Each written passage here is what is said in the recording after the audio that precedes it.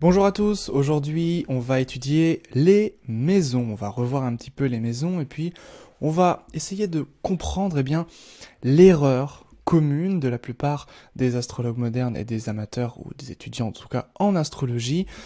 Cette erreur est d'ordre analogique, on va le voir juste après.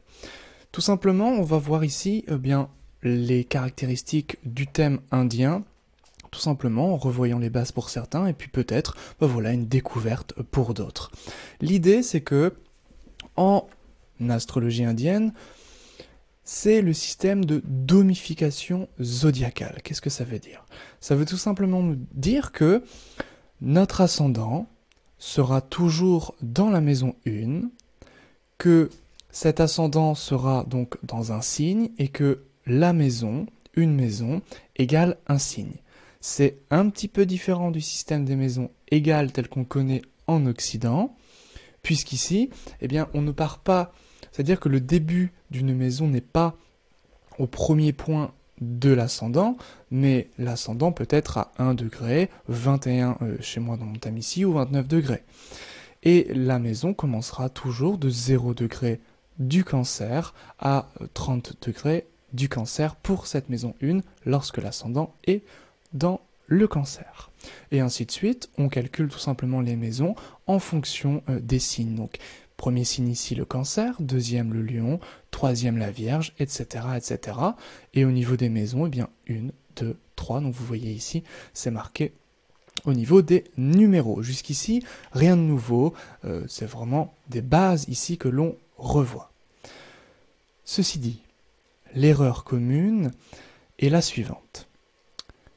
On a énormément fait d'analogies, peut-être de manière excessive, quant aux signes et aux maisons. On s'est dit, oui, maison 1, ça régit donc le corps, le bélier va régir plutôt le corps. Et puis en astrologie médicale, la maison 1 va plutôt régir le visage, et le bélier, ça régit la tête. Donc on va dire que forcément c'est relié. Mais lorsqu'on fait trop d'amalgame, trop d'analogies, et que c'est parfois un peu tiré par les cheveux, on finit par dire des grosses âneries.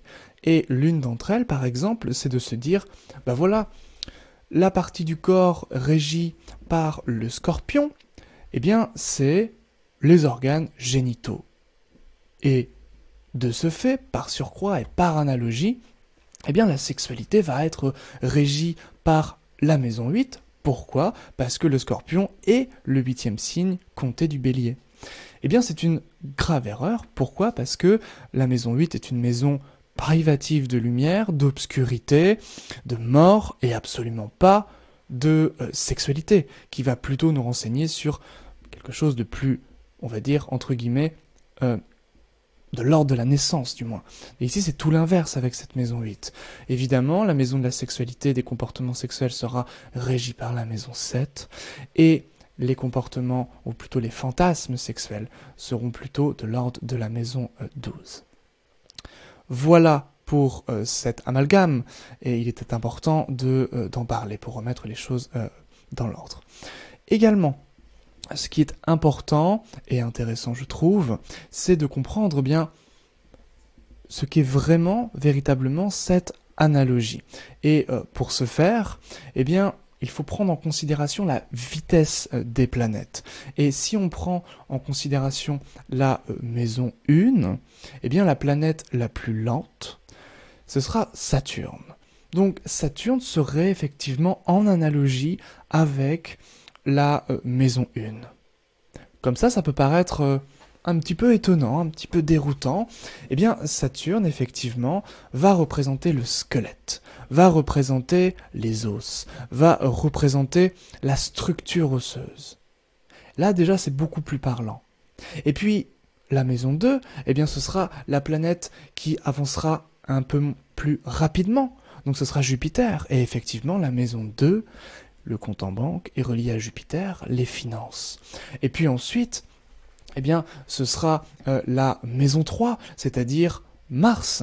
Et Mars ça va être la volonté, ça va être le courage. Eh bien, la maison 3, dans l'astrologie indienne et l'ancienne astrologie chaldéenne, régit effectivement le courage, la bravoure, la prise d'initiative.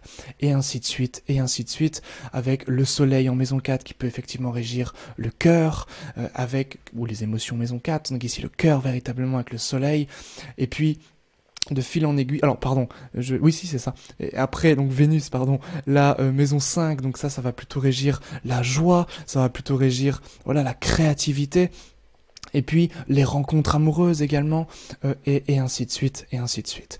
Et c'est vraiment véritablement comme cela, eh bien que on arrive à comprendre véritablement l'essence d'une maison, en rapport donc avec ces planètes plutôt évidemment qu'avec un simple territoire. Un territoire dans le ciel, ça n'a aucune existence réelle. Donc c'est vraiment ici l'idée de retrouver l'état d'esprit des anciens, de revenir aux bases. Et puis lorsqu'on a fait les 7 astres, donc qui commencent ici à Saturne et qui finit donc avec la Lune, l'astre le plus rapide, eh bien on reprend tout simplement le Saturne, le Jupiter, et on retrouve quoi? On retrouve Jupiter en maison 8, qui ici nous rappelle bien sûr la mort et ce qui est au-delà des frontières.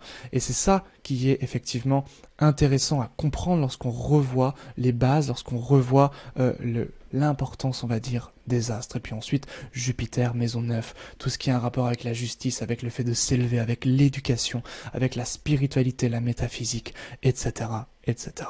Vous comprenez un petit peu comment ça se joue, comment ça se livre et ça se déploie devant nous, comment le sens se déploie au fur et à mesure de notre apprentissage. Il suffit tout simplement de revenir aux sources, de revenir à ce qui est essentiel, et alors tout devient évident, tout devient naturel, et tout se déploie, et c'est alors véritablement une poésie qui nous est ici contée.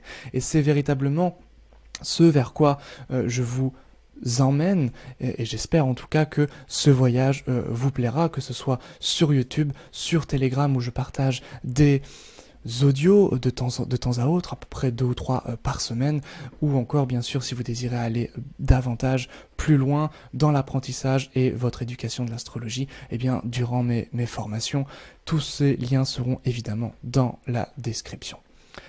Merci pour votre temps, à bientôt pour une prochaine vidéo. Ciao.